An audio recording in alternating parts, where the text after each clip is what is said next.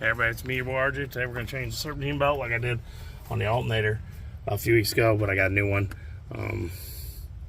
just to help out, see if it not loosened. The other one's worn out, maybe stretched and whatever. Just because I'm replacing this kind of thing, I always figured to do the belt. You use one of these, which is an alternator, like a tensioner pulley. That's an alternator tensioner pulley strap. You put a socket on there. Problem this one is, it's so long, its angle, it doesn't do that great.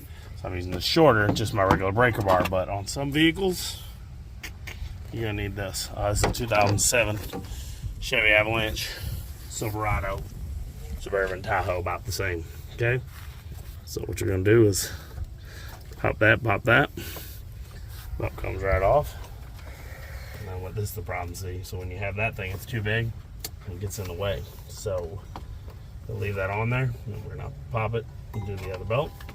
Where's the other belt at? On the trailer. I'll bring that belt, please.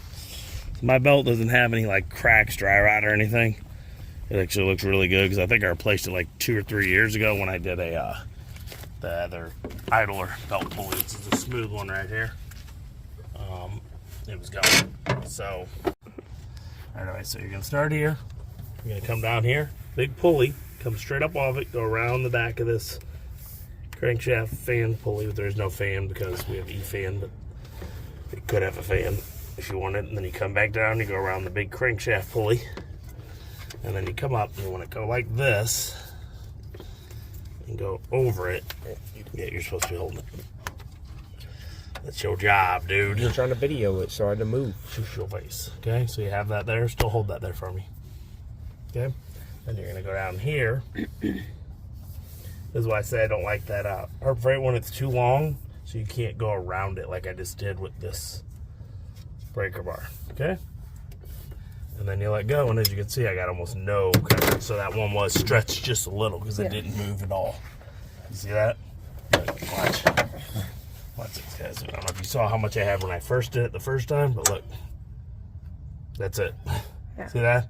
So the other belt was probably out here more. It moved like that far. So I'm hoping this helps. We got a little bit of whining sound after I did this. If not, I still got some kind of problem going on. We fixed our light problems while I did the alternator, and it does not, when it's sitting in front of the house running or idle, fine. Driving, fine. But if I have to climb a hill or something and hit like 2,000-3,000 RPM, the light's dim. Like it's still draining the battery too much.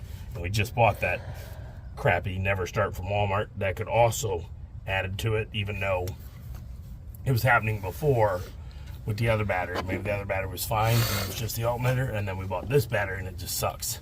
So, but that's how you put the belt on. It's really not that bad. Here's the diagram of it, in case me showing you isn't enough. Can you see it?